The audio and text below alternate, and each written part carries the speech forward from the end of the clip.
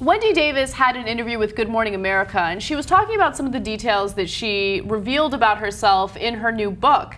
And one of the things that she talked about in great detail had to do with an abortion that she had to have due to complications. I don't want to give too much away. Let's take a look at the video. Our baby had a severe brain abnormality.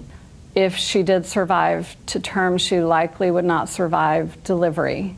And if she did survive delivery, she likely would be in a vegetative state. We knew that the most loving thing that we could do for our daughter was to say goodbye. And like so many other families across this country, we made that difficult decision with as much love for our daughter as can be imagined. Her name was Tate Elise Davis. And we loved her as we love our living daughters, Drew and Amber, and she forms, of course, a very important part of my life. This was how my family confronted this tragic experience. I respect so much that people make their own decisions and that decision is the one that is right for them. So, you know, she had the abortion, they had to do a C-section, and then she and her husband, who's now her ex-husband, actually like baptized her. Oh, wow. Which is, I can't imagine doing that. That sounds so tragic. And so she reveals these really personal, serious details about her life, and the National Review comes out and they basically not deny, but they're skeptical. Right? They think they think that she made it up because she's trying to sell her book. Oh, okay. So of course, if you don't know the context, she's a Texas state senator who's now running for governor of Texas, and she's the one that did the filibuster to try to protect abortion rights in Texas. Right. Which they have all the rights in the world to, based on Supreme Court decisions, et cetera. Now, but they were trying to take away those rights in Texas. That's how she got to be famous in the first place. Now, so her talking about her experience is super relevant to why she was in the national spotlight in the first place and to why she's running for governor. So she wrote a book, and a lot of politicians write a book when they're running for higher office.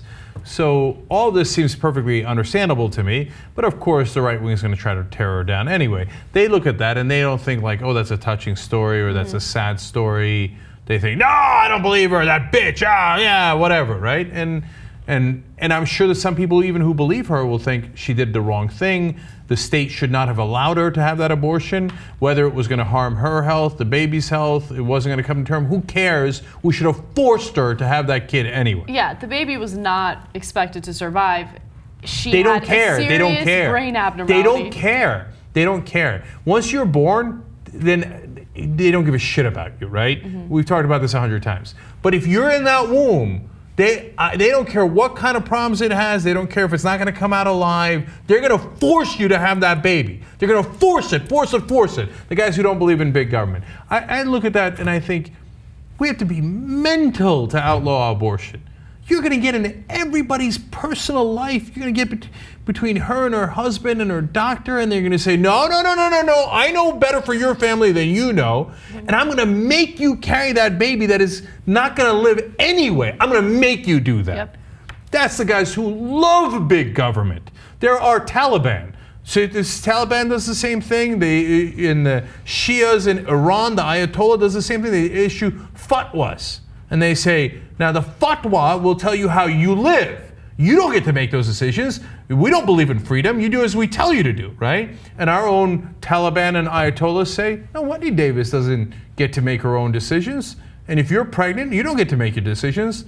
Our religious clerics make them for you. You come and tell me, someone I love, that they have to carry something to term and they can't do what they want with their body.